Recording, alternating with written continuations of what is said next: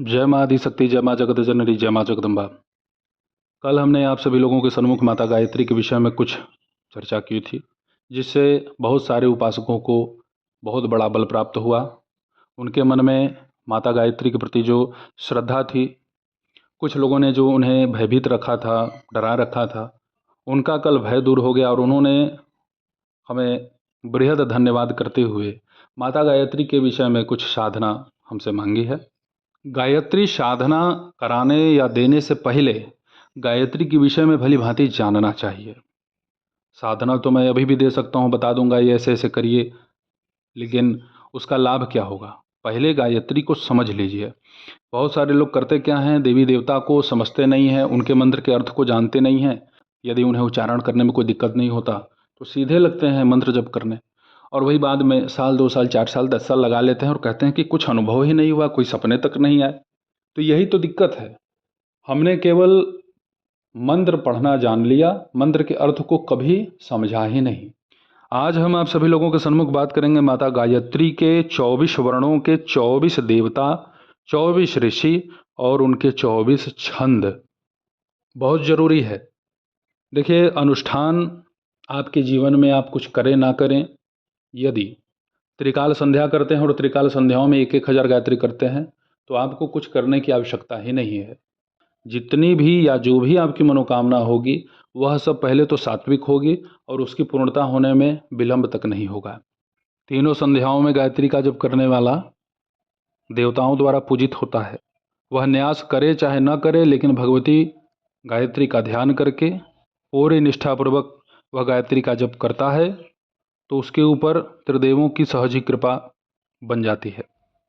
यदि गायत्री मंत्र का एक भी अक्षर किसी ब्राह्मण के लिए सिद्ध हो जाए या किसी जपकर्ता उपासक साधक के लिए सिद्ध हो जाए ना, तो उसकी स्पर्धा हरि, शंकर, ब्रह्मा, सूर्य, चंद्र, अग्नि करते हैं। वह इनके तुल्य है। यह है गायत्री की शक्ति, गायत्री की महिमा। अब आप माता गायत्री के 24 ऋषियों के नाम सुन लीजिए और प्रयत्न यह कीजिएगा कि यह सब नाम आपको याद हों, तब तो आप गायत्री की शक्ति सिद्धि प्राप्त करने में समर्थ बन पाएंगे।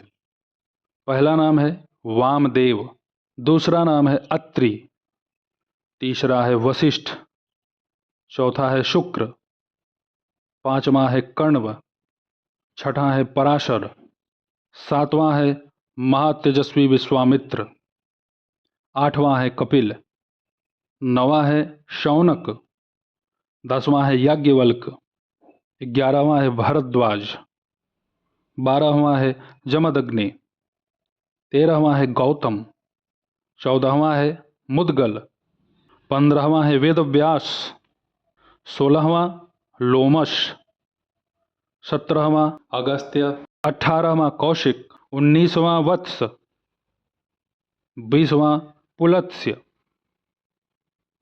21वां मांडूक, 22वां दुर्वासा, 23वां नारद और 24वां कश्यप। इनमें ऋषि और ब्रह्म ऋषि दोनों हैं। इन सभी महाविभूतियों ने गायत्री साधना संपन्न कर रखी है, गायत्री सिद्ध हैं ये। अब आप माता गायत्री के छंद सुन लें कि माता गायत्री के कौन कौन से छंद हैं। गायत्री उष्णिक, अनुष्टुप, बृहति, पंक्ति, त्रिष्टुप, जगति, अति जगति, शक्वरी, अति शक्वरी, धृति, अति धृति, विराट, प्रस्तार, पंक्ति, कृति, प्रकृति, आकृति, संकृति, अक्षर पंक्ति, भूः, भुवः, स्वः और ज्योतिष्मति। यह माता गायत्री के 24 छंद हैं।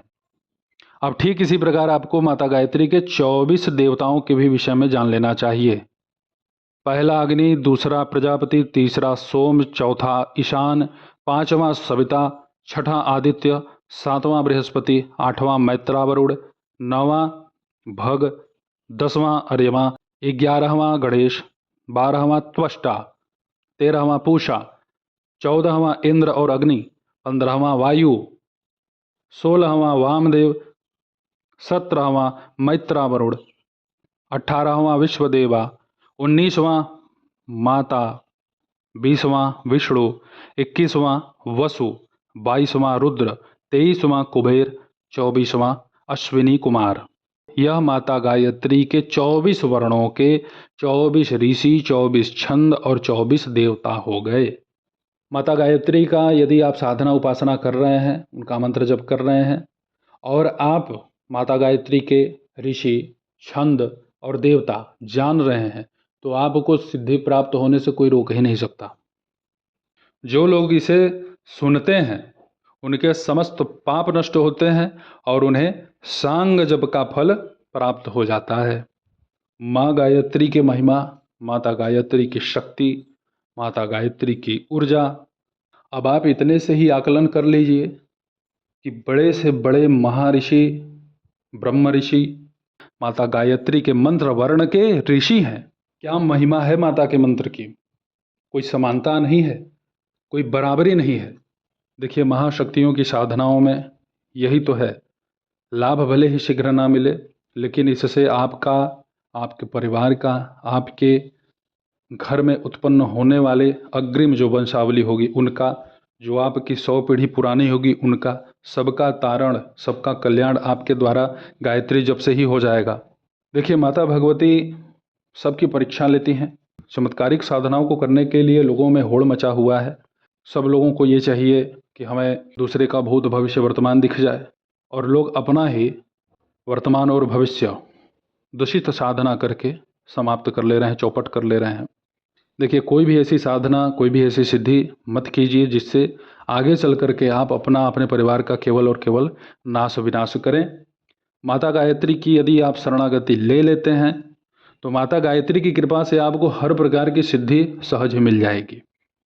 मैं तो आप सभी लोगों के सन्मुख इतने भेद प्रकट करूंगा माता के कि आप सब लोगों को ये होगा कि वास्तव में अब हमारा जो तृष्णा है, जो प्यास है साधना का, वो बुझ रहा है।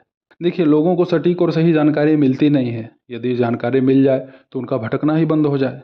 लेकिन यहाँ पे आजकल का दौर जो चल रहा है, कलयुग है ना, यहाँ पे हर जगह व्यापार चल रहा है, और व्यापार के साथ साथ एक सबसे बड़ी विडंबना ये बनी हुई है कि यदि आपके पास कोई सच्ची श्रद्धा निष्ठा से समर्पित होने के लिए भी आता है, वो आपको गुरु रूप में मान रहा है, तो उसको सटीक मार्गदर्शन देना तो दूर, केवल उसके शरीर का, धन का शोषण ही करने का एक प्रावधान बन चुका है।